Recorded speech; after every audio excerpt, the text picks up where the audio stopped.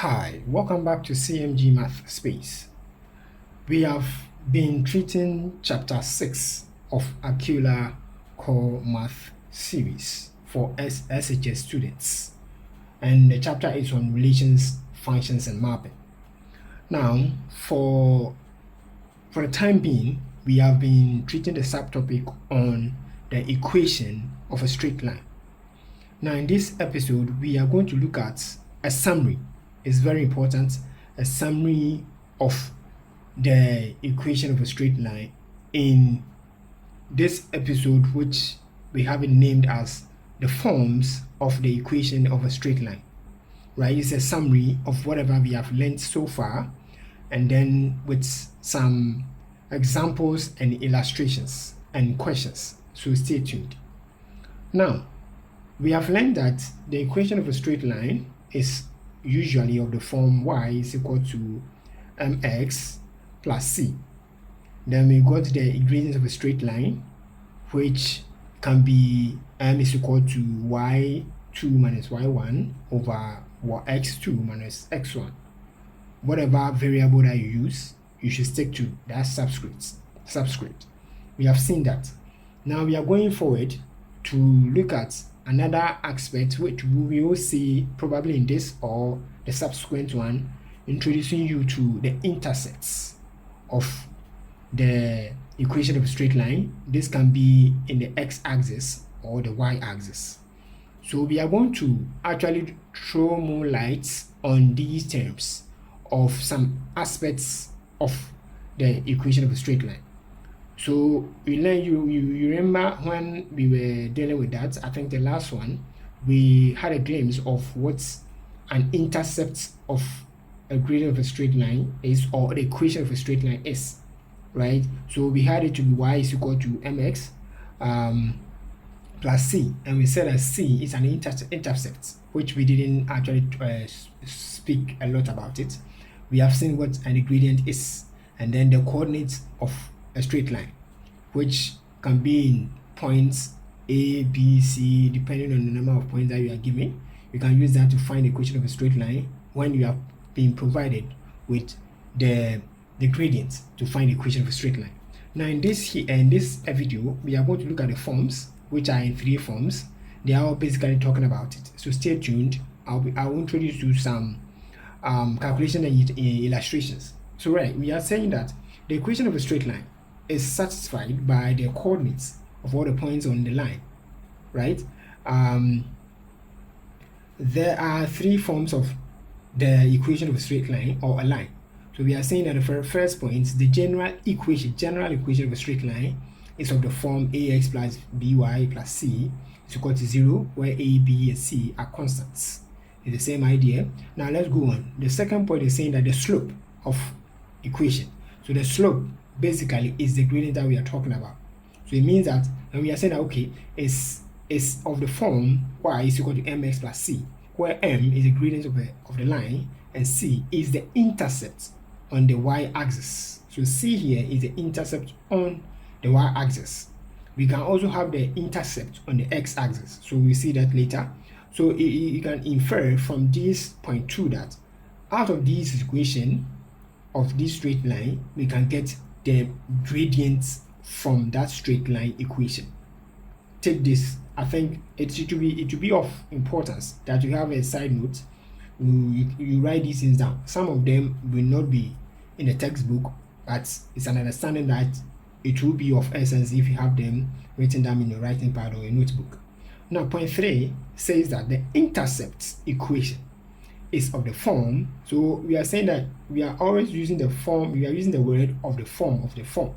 So we have expression, and out of this expression, we can get a formula, the equation, how to actually go around, or the expression. So that's what we are talking about. So if you're able to know these forms of expressions, you can actually come out of this. And what it means is that, you see, math generally has to deal with formula. I know this is the aspect of math that makes it daunting to other people, but sometimes it is not. I don't recommend that when you are learning math, your first impression or first thing to do is what crammed formulas, but understand the concept of the formula, then later trying to keep to mind this formula will be easy. Instead of just going straight and then trying to cram the formula, get the concept, how the formula is generally derived, and then from there it will be very you appreciate this. So that's what I mean. Now going forward, we are saying that the intercept equation is x over a plus y over b all equal to 1, where a and b are the intercepts on the x and y axis, right? So respectively. Thus, any equation of this form cuts the x-axis of the form, the points A and O. Means that we will have the x value and then y value will be 0. And then for the x-axis, it will be at a point or pass through a point 0 and B. Now, what does this mean? When we say intercept of y, right? Intercept of y, or on the x-axis, we mean that the line or the graph that we are drawing or sketching passes or cuts through the y-axis. And when it happens this way, the point is of the form of the expression or of the coordinate 0 and a. So when I say a, it's just a variable, which means that there's a value which will be attributed or substituted with this variable, right? So conversely, or the other way around, when we say x-axis, it means that the line is passing through the x-axis, right? And the form or the coordinates is of the form a and 0. Now don't worry, in the next video we will look at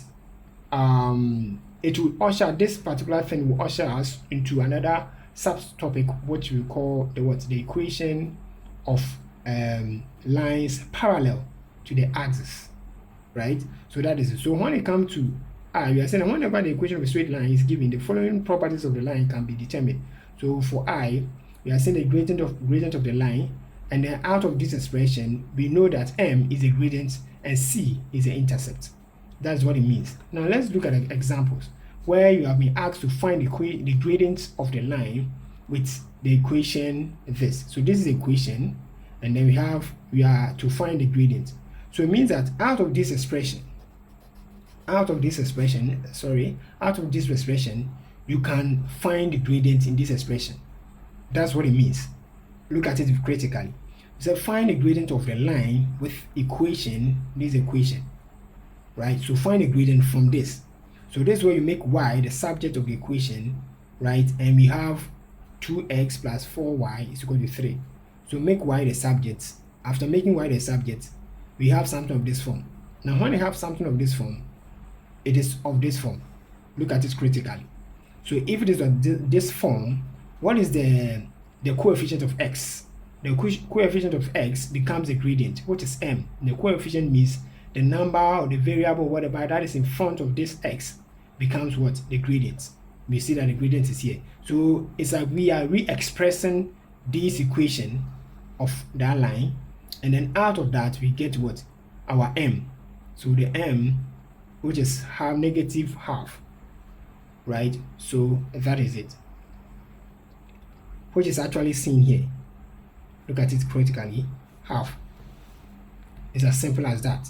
So the same thing applies. You can take a screenshot, pause the video, and then find it, right? So as example 2 is the same thing, and then look at it. Now I think I will continue in the next video where we deal with the y-intercept and then the x-intercept. So we will see you soon. Bye for now.